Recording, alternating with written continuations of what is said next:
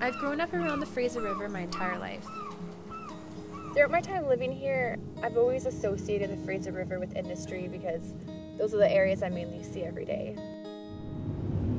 Every time that I cross a bridge into Vancouver, all that I can see along the banks of the Fraser River are sawmills, buildings, machines, and smoke coming out from all of those industrial sites. I guess I've just automatically disconnected myself from those areas, and I've never given much thought about the significance of a river that I see almost every day. But what lies beyond these areas of the Fraser River is actually quite astonishing and really beautiful. This water that I see on my commute every day has actually traveled over 1,300 kilometers through BC. It starts its journey halfway up BC in the Rocky Mountains, all the way near Mount Robson, and from there it travels through diverse regions like mountains, forests, and desert. It transports almost 20 million tons of sediment a year, and when it slows down here, that's when it drops the sediment, and because of that, we have some of the best farming land in Canada. I mean, there's so many amazing things about this river. It's home to hundreds of species of animals, and we actually have the largest salmon run in the entire world. Yeah. Like, how amazing is that to say that you have that right in your own backyard? But I think it's really important to remember that today, 2/3 of BC residents live within the Lower Mainland, and many in close proximity to the Fraser River.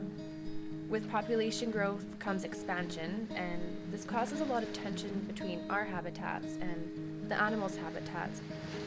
I think we need to compare the health of the Fraser River today to how it once was over 100 years ago, when much of the land along the river was untouched. All the banks have industry built along them, and normally the soil and vegetation along the banks of the river would naturally filter out contaminants from the water running back into the river. But now all the runoff going back into the river is just polluted and often really harmful to the river. Things like excessive water extraction, salmon farms, habitat destruction from logging, pollution, pipelines. As long as these things are all generating profit, will there ever be too much? Will a line ever be drawn? Would you ever swim in here? Would I swim in here? Can't say that I would. We're all part of this really, really rich history, and I think it's really easy to forget about it in such a profit-driven and technological-based society today. Yeah.